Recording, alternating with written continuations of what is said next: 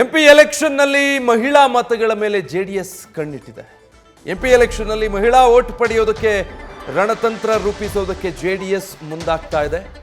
ಈ ಗ್ಯಾರಂಟಿಗಳಿಂದ ಮಹಿಳಾ ವೋಟ್ಗಳು ದೂರವಾಗೋ ಆತಂಕ ಇದೆ. ಗ್ಯಾರಂಟಿ ಪ್ರಯೋಜನ ಪಡೆದಿರೋ ಮಹಿಳೆಯರ ವೋಟು ಕಾಂಗ್ರೆಸ್ಸಿಗೆ ಹೋಗಿ ಸೇರಬಹುದು. ಹೀಗಾಗಿ ಮಹಿಳಾ ವೋಟ್ಗಳನ್ನು ಸೆಳೆಯೋದಕ್ಕೆ ಅದ್ದೂರಿ ಸಮಾವೇಶವೊಂದಕ್ಕೆ ಸಿದ್ಧತೆ ಮಾಡಿಕೊಳ್ತಿದ್ದಾರೆ.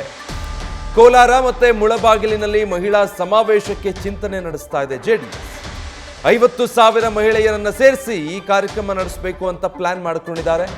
ಮಹಿಳಾ ವೋಟ್ ತಮ್ಮ ಪರವಾಗಿ ತಿರುಗಿಸಬೇಕು ಅಂತ ಈ ಮಾಸ್ಟರ್ ಪ್ಲಾನ್ ಮಾಡಿರೋದು. ಆ ನಿಟ್ಟಿನಲ್ಲಿ ಸಿದ್ಧತೆಗಳು ಕೂಡ ಆರಂಭ ಆಗಿದೆ ಅಂತ ಡೀಟೇಲ್ಸ್ ಕೊಡ್ತಾರೆ ಮಂಜುನಾಥ್.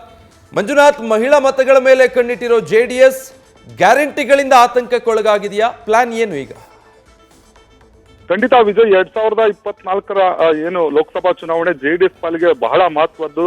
ಅದರಲ್ಲೂ ಕೂಡ NDA ಅಂದ್ರೆ ಬಿಜೆಪಿ ಜೊತೆ ಭಾಗವಾಗಿರುವಂತಹ ಜೆಡಿಎಸ್ ಮಹಿಳಾ ಮತದಾರರ ಮೇಲೆ ಒಂದು ಕಣ್ಣನ್ನು ಹಾಕಿರುವಂತದ್ದು. ಯಾಕಂದ್ರೆ ಒಂದು ಏನು ವಿಧಾನಸಭಾ ಚುನಾವಣೆಯಲ್ಲಿ ಕಾಂಗ್ರೆಸ್ ಒಂದಷ್ಟು ಗ್ಯಾರಂಟಿಗಳನ್ನ ಘೋಷಣೆ ಮಾಡಿತ್ತು. ಅದರಲ್ಲೂ ಕೂಡ ಪ್ರಮುಖವಾಗಿ 4 ಯೋಜನೆಗಳು, ಶಕ್ತಿ ಆಗಿರ್ಬೋದು, ಗೃಹಲಕ್ಷ್ಮಿ, ಅನ್ನಭಾಗ್ಯ, ಜೊತೆಗೆ ಗೃಹ ಜ್ಯೋತಿ, ಈ 4 ಯೋಜನೆಗಳು ನೇರವಾಗಿ ಏನು ಮಹಿಳಾ ಒಂದು ಮತದಾರರಿಗೆ ಇಂಪ್ಯಾಕ್ಟ್ ಆಗುತ್ತೆ. ಈ ಒಂದು ಆತಂಕದಿಂದ ಮಹಿಳಾ ಮತದಾರರನ್ನ ತಮ್ಮತ್ತ ಸೆಳಿಬೇಕು ಅನ್ನೋದು ದಳಪತಿಗಳ ಪ್ಲಾನ್ ಆಗಿರುವಂತದ್ದು. ಹೀಗಾಗಿ ಕೋಲಾರ ತಮ್ಮ ಏನು ಹಿಂದೆ ಕೂಡ ಒಂದು ಜೆಡಿಎಸ್ ವಿಧಾನಸಭಾ ಚುನಾವಣೆ ಸಂದರ್ಭದಲ್ಲೂ ಕೂಡ ಕೋಲಾರದಿಂದಲೇ ಒಂದು ಪ್ರಚಾರವನ್ನ ಆರಂಭಿಸಿತ್ತು, ಬೃಹತ್ ಸಮಾವೇಶವನ್ನು ಕೂಡ ಆಯೋಜನೆ ಮಾಡಿತ್ತು. ಅದೇ ರೀತಿ ಈ ಬಾರಿ ಲೋಕಸಭಾ ಚುನಾವಣೆಗೆ ಕೋಲಾರದ ಮುಳಬಾಗಿಲು ಅಥವಾ ಕೋಲಾರದಲ್ಲೇ ಒಂದು ಬೃಹತ್ ಸಮಾವೇಶವನ್ನು ಆಯೋಜನೆ ಮಾಡಬೇಕು ಅಂತ ಹೇಳಿ ಈಗಾಗಲೇ ಕುಮಾರಸ್ವಾಮಿ ಅವರು ಕೋಲಾರದ ಮುಖಂಡರಿಗೆ, ಶಾಸಕರಿಗೆ ಸೂಚನೆಯನ್ನು ಕೊಟ್ಟಿರುವಂತದ್ದು. ಈ ಒಂದು ಸಮಾವೇಶಕ್ಕೆ ಸುಮಾರು 50,000 ಮಹಿಳೆಯರನ್ನ ಸೇರಿಸಬೇಕು.